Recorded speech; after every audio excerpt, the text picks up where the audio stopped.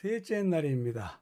홍해를 건너며 조직된 군대, 요셉의 유골, 그리고 바로의 진정한 동기라고 하는 어절들이 보이는데요. 이제는 진영을 갖추어서 요셉의 유골과 함께 고센 땅을 나가서 홍해로 가기 직전까지의 이야기도 역시 흥미롭습니다. 본문을 확인하도록 하겠습니다. 출애굽기 13장을 읽으라고 하는데요. 블레셋 사람의 땅의 길은 가까울지라도 하나님이 그들을 그 길로 인도하지 아니하셨으니 전쟁을 하게 되면 마음을 돌이켜 애굽으로 돌아갈까 하셨습니다. 모세가 요셉의 유골을 가졌으니 너희는 내 유골을 여기서 가지고 나가라 하였음이더라. 애굽 사람들이 자기들 뒤에 이른지라 이스라엘 자손이 심히 두려워하여 여호와께 부르짖고 애굽에 매장지가 없어서 당신이 우리를 이끌어내어 이 광야에서 죽게 하느냐? 어찌하여 당신이 우리를 애굽에서 이끌어내어 우리에게 이같이 하느냐?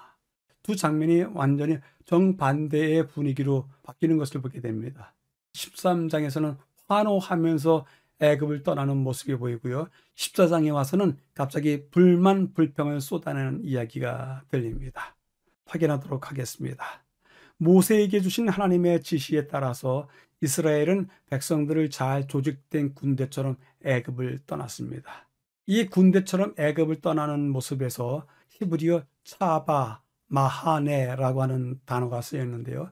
이 차바나 마하네는 군대, 사단, 진영, 무리를 가리킵니다. 사단이라고 하는 것은 원수 사탄을 이야기하는 것이 아니고요. 군대의 입장에서 사단 있지 않습니까? 그 사단을 이야기합니다. 그래서 이 두 단어를 통해서 확인할 수 있는 것은요. 약속이 이루어지기를 바라면서 애굽 땅에서도 오랫동안 12지파가 어울려 살면서 공동체를 운영하지 않았는가 생각이 듭니다. 나중에 발람은 모압 언덕에서 이스라엘이 그 지파대로 청마친 것을 보았다 하면서 하나의 군대, 사단, 진영을 지파로 대신하는 모습을 보게 됩니다.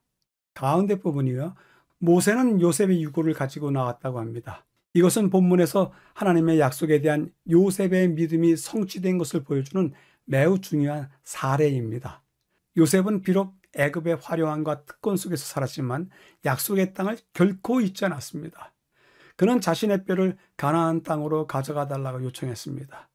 그는 주께서 맹세하신 대로 반드시 애굽에 있는 이스라엘 백성을 찾아오셔서 약속된 땅으로 인도해 주실 것을 믿었습니다.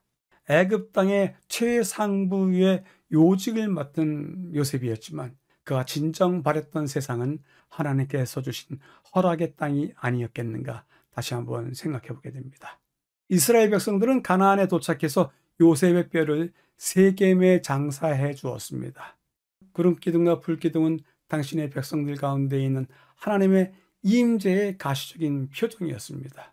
주님은 그 가운데 거하시면서 또 구름 가운데서 말씀하시기도 하셨습니다.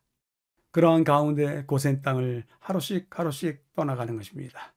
마지막 부분에서는요. 바로는 자신의 마음속에 진정한 동기를 드러냅니다.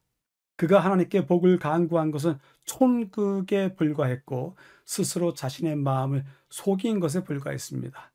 그는 군대를 모아 도망친 노예들을 뒤쫓았습니다. 이 사람 바로는 진정 죄에 눈이 멀었던 사람입니다. 바로나 백성들이 장자에 대한 죽음에 대해서 장례를 치르고 이들을 쫓기 시작했는데 이 부분에 대해서 여러 학자들이 약 일주일에서 열흘 사이에 그들 뒤를 밟지 않았겠는가라고 제안을 주고 있습니다. 그의 군대가 오는 것을 보고 백성들은 다음과 같이 말하면서 그들의 감정을 표현합니다. 그런데 이러한 반응은 앞으로도 여러 번 계속됩니다. 우리를 이끌어내어 이 광야에서 죽게 하느냐? 어찌하여 당신이 우리를 애굽에서 이끌어내어 우리에게 이같이 하느냐라고 합니다. 장자를 보호하신 일 등등으로 하나님의 권능이 극적으로 나타나는 것을 이미 보았음에도 불구하고 백성들은 여전히 놀라울 정도로 믿음의 부족함을 드러냅니다. 교훈은 다음과 같이 이야기합니다. 얼마나 빨리 하나님을 불신하였던가. 애굽 왕이 그들을 놓아보낼 수밖에 없도록 애굽에 내린 모든 재앙, 곧 그들을 기적으로 구원하신 하나님의 권능에 대한 증거들을 보았다. 그렇지만 하나님께 대한 저들의 믿음이 시험을 받았을 때 그들은 하나님을 원망했다. 곤란 속에서 하나님을 의지하는 대신 신실한 모세를 원망하며 애굽에 있을 때 저희가 한 말을 그대로 반복해서 이야기했다. 저희가 당하는 모든 환난의 책임을 모세에게 돌렸다. 이것이 인간의 본성이 아닌가, 우리들의 모습이 아닌가 생각해 보게 됩니다. 셋째 날을 요약해 보겠습니다. 홍해를 건너며 애굽을 떠나는 행진, 그 속에 유골도 함께 갔다. 그리고 그들이 애굽 군대들을 보았을 때 그들의 믿음이 얼마나 부족했는지를 보여주게 되었다.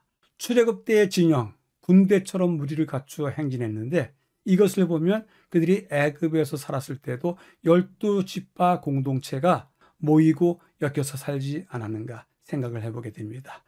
요셉의 유골도 함께 품었다. 약속에 대한 신뢰, 그것을 후손들이 성취해 주는 모습을 보게 됩니다. 이제 마지막으로 바로 군대의 추적이 다가왔습니다. 믿음이 얼마나 부족한지 그 반응을 보여주는데요.